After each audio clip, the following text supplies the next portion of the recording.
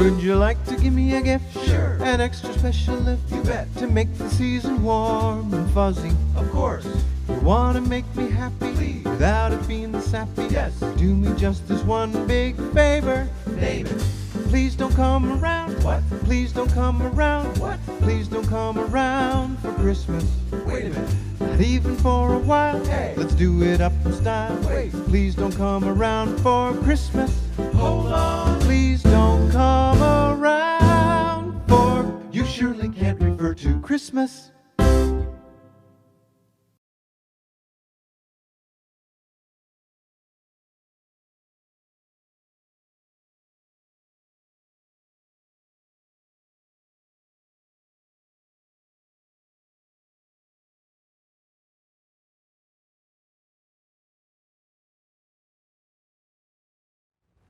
I want to share a story with you that I've shared with students from time to time, but I don't think I've ever shared this publicly.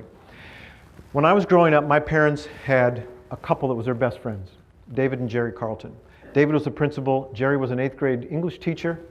My dad was a teacher, my mom was a teacher. They were best buddies, we did everything together, kind of grew up together.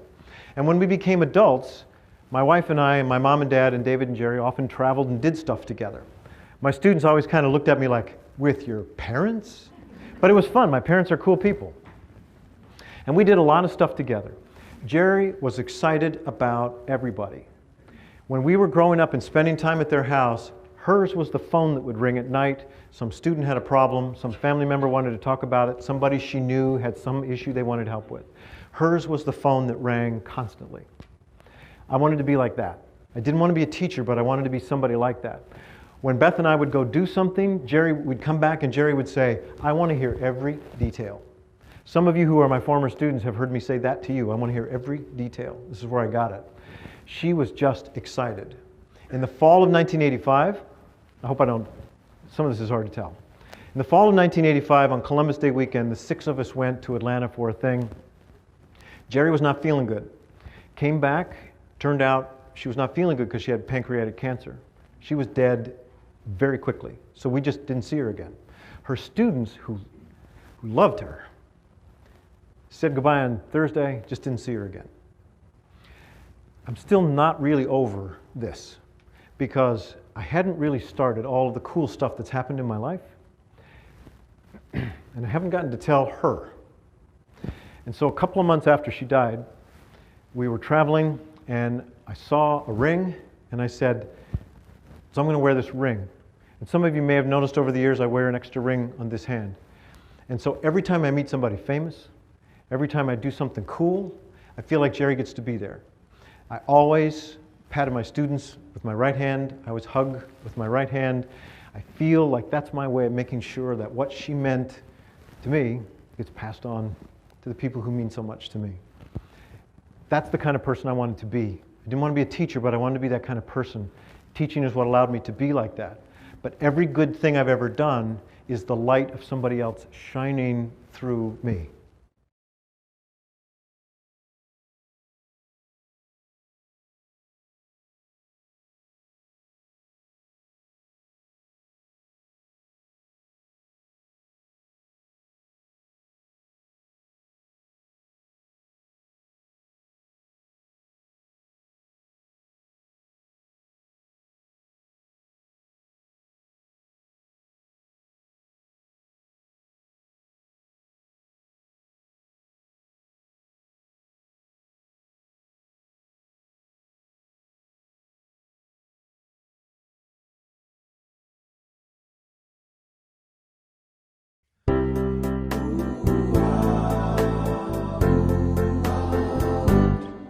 It's that time of year when we gather together, acting as though we care. You so kindly give me the gift I never wanted, the same thing you gave me last year. It's a disappointment.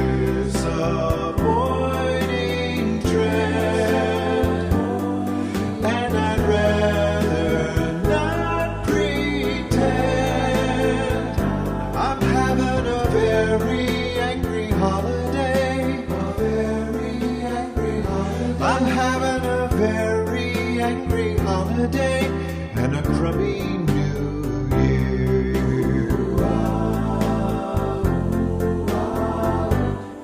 So I promise you I will talk to Saint Nick with a special request for you.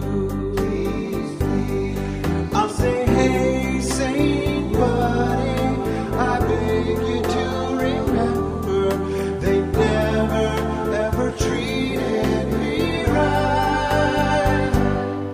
It's a disappointing trend, and I'd rather not pretend. I'm having a very angry holiday. A very angry holiday. I'm having a very angry holiday and a crummy new year. Is that very, very bad? He's bad, very, very bad. He's bad, very, very bad. He's bad, very, very bad. He's bad, very, very bad.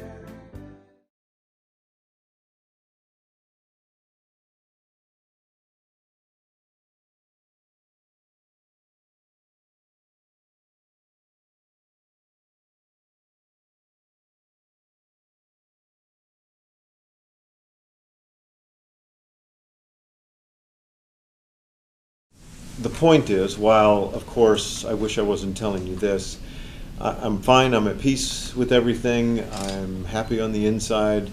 I want to use this as an opportunity to teach, to make people better, to help them understand what's important in life, what matters, how to make them better and the people around them. So that's what I want to use whatever time I have left to do.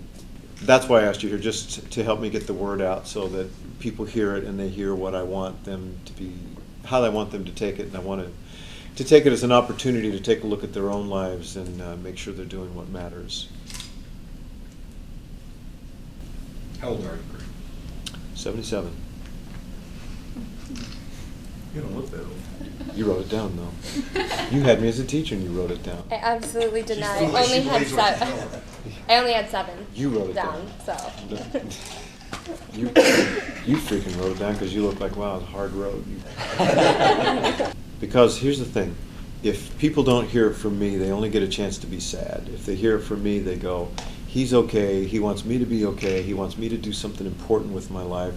Take a moment today and call 2 or 3 people and say, can I tell you something I really like about you? Just take that moment to do that, and your life will turn from one of too easily focusing on complaints and things that aren't right and things that aren't what we want to a life that, like, how can I not be grateful? So I look at this, and some people might say, you know, I don't know how you're grateful for such a disease like this, but I mean, look what it's done already. You know, I've got all kinds of people who surround us, who care about us and love us and want us to do well. People in our work situation all over the country who say, we'll step in, we're here, we want this thing to grow, we want it to be healthy. Great family, great medical people. I don't know how you don't just feel grateful about all of that. I don't know what there is to really feel sad about.